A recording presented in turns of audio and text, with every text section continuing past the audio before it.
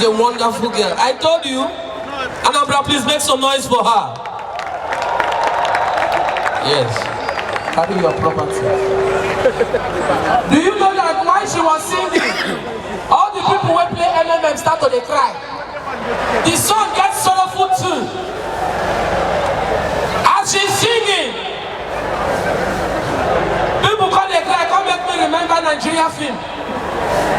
I bet you Nani's girl they sing song for Nigeria film. Please make some noise for her.